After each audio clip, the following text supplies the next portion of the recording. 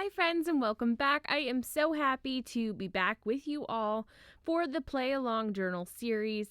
This is a series that I am working through 2 handmade art journals here on YouTube, and I'm taking you along for every step of the way. This gives you an in-depth look at how I work around and use the different embellishments that I have in my handmade art journals to my benefit and to make it completely unique.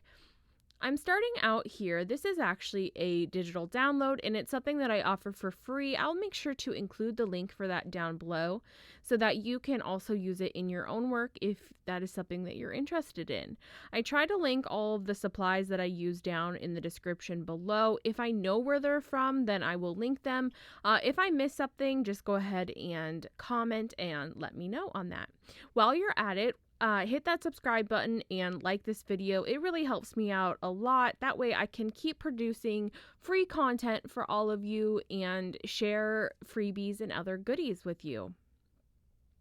I'm wanting to create some interest here on this right side of the page. So I cut out that little square from the digital download, and I want to create a little flap. So you can think about it as a flap. You can think about it as actually maybe adding another page in the journal itself. I am doing this by adding some tape. The tape is going to act almost as the binding would in the spine of the page, but I'm just doing that in the middle of the page like you can see. Make sure you're picking out a strong adhesive tape that will work well for you. Just washi tape alone may not cut it. A lot of times those are better for decoration than they are for actual tape purposes.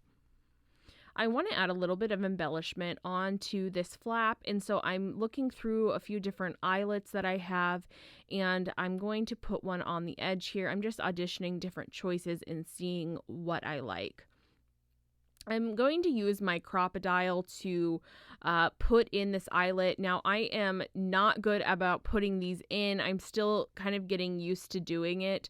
So I'm not going to show you that process because I didn't record it very well on camera. I didn't capture it very well.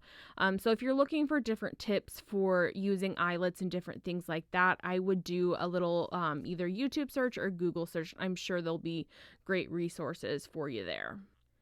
I actually ended up taking that little flap off in order to put the eyelet in. It was just a little bit easier, and taped it back down, and I also added some tape to reinforce it on the top. Now I want something a little bit more decorative on the back side, so I chose a washi tape that I liked and actually just put it right over where that tape was before.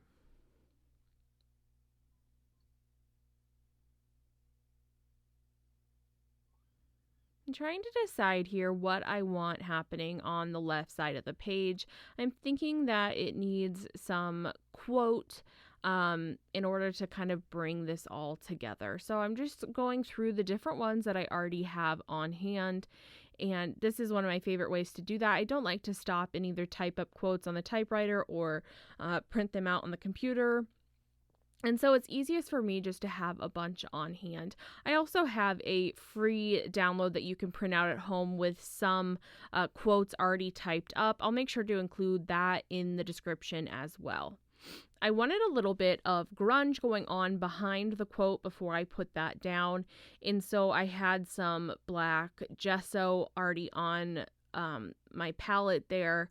And just with my finger, just kind of dragged that around, and without any water or anything being added, and just with the finger, it's kind of like a dry brush effect, and so it's quite grungy there. And so I'm going around the outside of this quote as well. This will help it to stand out from the background even more.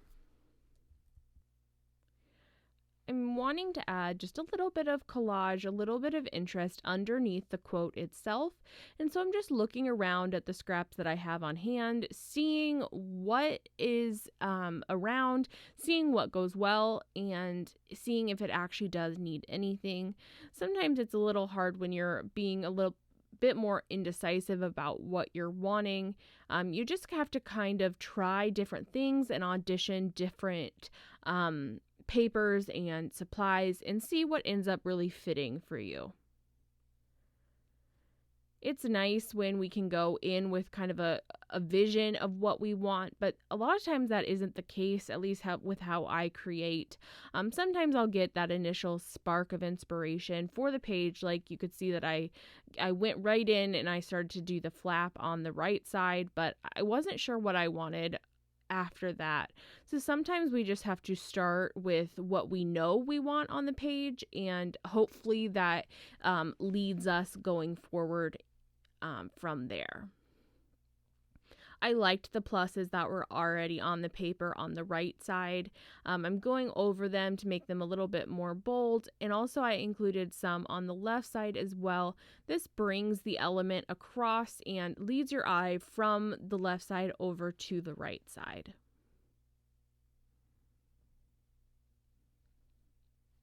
I like to add as much texture as I can, and I think that adding some fabric or fiber onto the right side where I did that eyelet would be a really fun addition to the page. So I'm just going to go through it and kind of test out how I want that to look.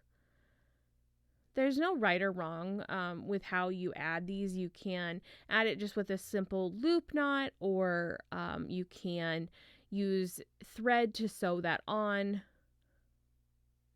I grabbed some thread and I'm actually going to loop it around here. It's in a coordinating color, so you're going to see it, which is what I wanted.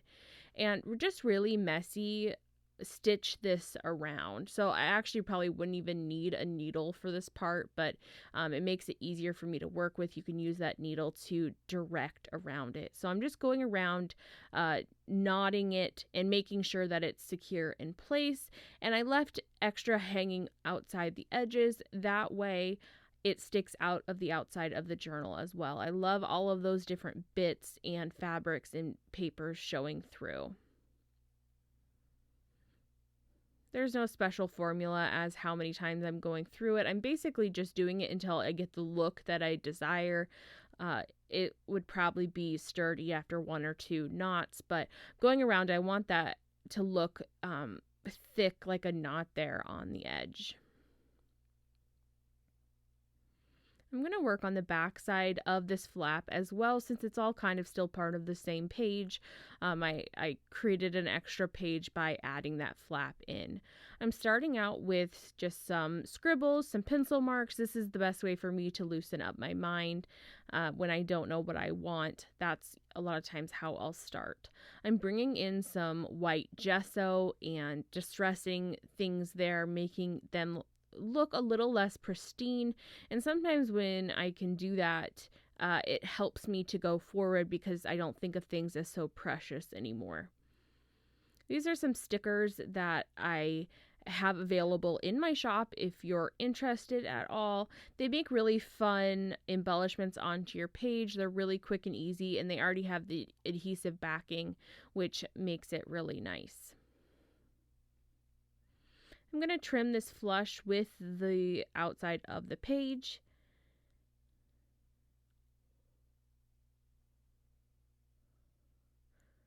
A lot of times this is easier to do when it's not in the journal already, but it's kind of impossible to think through all of your options of what you want before attaching things in.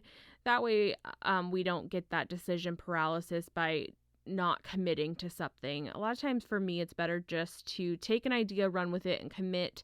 And if it doesn't work out down the road, that's okay. We can adapt and we can adjust to it.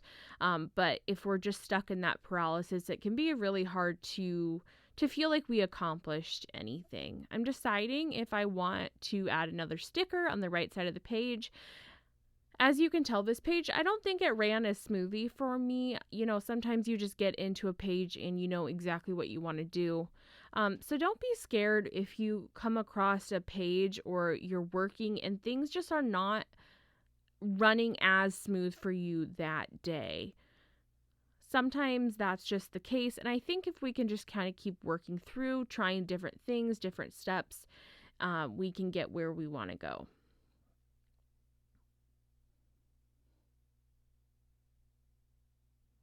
overall, I just decided to keep behind the flap really simple.